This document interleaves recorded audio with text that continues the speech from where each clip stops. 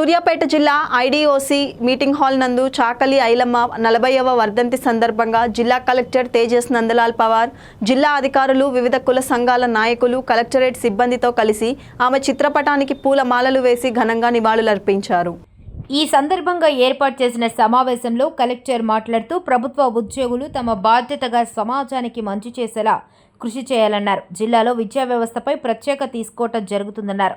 విద్యార్థులు విద్యను అభ్యసించడంతో పాటు చాకలి ఐలమ్మ లాంటి వీరనారి చరిత్ర తెలుసుకోవటం, ఆమె పోరాట పటిమ, ఆమె సంకల్పం లాంటి విషయాలను తెలుసుకోవాలన్నారు. మనసులో కొంత గ్యాప్ ఉంది, అది తెలిసి ఉన్నదా తెలియక ఉన్నదా అది పోవాలి. ప్రత్యేకంగా అందరూ కూడా ఆలోచన చేసి వారు ఒక అంశం అన్నారు, ఏదో 70% భద్రత లేదు, సరే పర్సెంటేజ్ తక్కువ ఉన్నాయి, కానీ ఈ వాంట్స్ టు ఇండికేట్ ఎవరు చూసినా ఒక్కొక్క ఇన్స్టిట్యూషన్లో ఒక్కొక్క పరిస్థితిలో, ఒక్కొక్క గ్రామం, ఒక్కొక్క సిటీలో ఉన్న పరిస్థితి వేరే ఉంటుంది. భద్రత ఎవరి నుంచి రావాలి? సమాజంలో ఉన్న వ్యక్తులు, పరిస్థితుల నుంచి. మరి అది మారితే ఆ భద్రత విషయం ఆటోమేటిక్లీ మారిపోతుంది. సో ఆ సమాజానికి మనం ముందుగా మంచి దారిలో తీసుకోవడం కోసం అందరూ కృషి చేయాలి.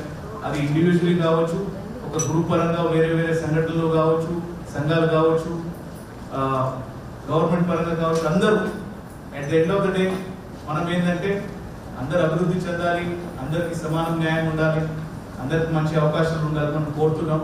ఆ దిశగా మనం పోవాలి. నేను ప్రత్యేకంగా అందరు కోరేది ఏంటంటే ఎప్పుడు చెప్తా ఉన్నాం, ఈ హాల్లో కూడా కూర్చున్న వాళ్ళు ఇక్కడ ఎందుకు వచ్చారంటే మీరు చదివిన కాబట్టి ఇక్కడ ఉన్నారు. ఇంకా చాలా మంది ఉన్నారు. మా డిఓ గారికి, డిఐ గారికి ఎప్పుడు నేను సతాయిస్తూ ఉంటాను చదువు మీద. అటెండెన్స్ ఎందుకు తక్కువ ఉంది, స్కూల్కి ఎందుకు రాలేదు, టీచర్స్ ఎందుకు, రిజల్ట్ ఎందుకు బాగాలేదు. ఈరోజు కూడా మధ్యాహ్నం ఎడ్యుకేషన్ రిలేటెడ్ టీచర్స్ సంబంధించి ఒక ప్రోగ్రామ్ ఉంది. చదువులో పుస్తకంలో ఉన్న చదువు మాత్రం కాకుండా ఇట్లాంటి వీరు మహాపురుషుల నుంచి మోటివేషన్ తీసుకోవాలి. Context is also important. ఆ సమయంలో ఆ పరిస్థితిలో వారు ఒక యుద్ధానికి సిద్ధమయ్యారు, పోరాటం చేశారు, దానికి సాధించారు, ముందు మంచి కాలం వారు తీసుకొచ్చారు, మనం అది అనుభవిస్తున్నాం. ఈ సమయంలో ఏంటి, ఇప్పుడు ఉన్న జనరేషన్, ఇప్పుడున్న తరాలు, ఇప్పుడున్న మన ముందు ఉన్న ఛాలెంజెస్ ఏంటి, అది మనం గమనించాలి. At the end of the day everybody likes freedom. కానీ ఆ ఫ్రీడమ్ గురించి మాట్లాడడం అంటే మనం చాలా మంది స్టక్ అయిపోతాం.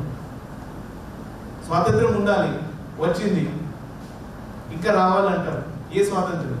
ఎట్లా రావాలి? ఏ దాంట్లో రావాలి?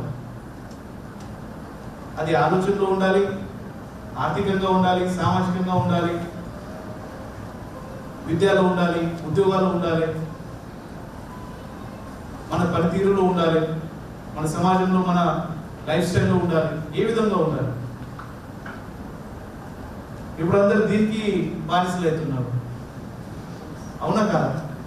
బట్ దాని నుంచి కూడా ఫ్రీడమ్ కావాలి. Context is changing. మోటివేషన్ తీసుకొని ఇక్కడ మాట్లాడుకుని వారికి మనం నివాళులు అర్పిస్తున్నాం, సంతోషం. కానీ అక్కడి నుంచి తర్వాత మీరు వచ్చినాం, పిలిచినాం, మాట్లాడినాం, సంతోషం. దాని తర్వాత ఇక్కడ ఏదో ఒక థాట్ మొదలు కావాలి. ఆ థాట్ తర్వాత యాక్షన్లో మారాలి. ఆ మార్పు మన జీవితంలో కనపడాలి, మనతో పాటు 10 మందిలో కనపడాలి. ఎక్కువ మంచి పెద్ద స్థానంలో ఉంటే మరి 1000 లక్ష ఎంతమంది అక్కడ తీసుకుపోతే అంత సంతోషమే. అని ఇది నేను ప్రత్యేకంగా కోరుతా ఉన్నాను. ప్రభుత్వ ఉద్యోగస్తులు చాలా మంది ఉన్నారు, మీ పేరులో చాలా పవర్ ఉంటుంది, మీ ద్వారా చాలా మందికి న్యాయం చేసుకోవడానికి ఆస్కారం ఉంటుంది. మీ వైపు కూడా సమాజంలో ప్రభుత్వ ఉద్యోగస్తులు అంటేనే ఒక గౌరవం ఉంటుంది. ఆ గౌరవం ఎందుకు ఉందంటే మన ద్వారా మనం సమాజంలో చాలా మందికి హెల్ప్ చేస్తాం.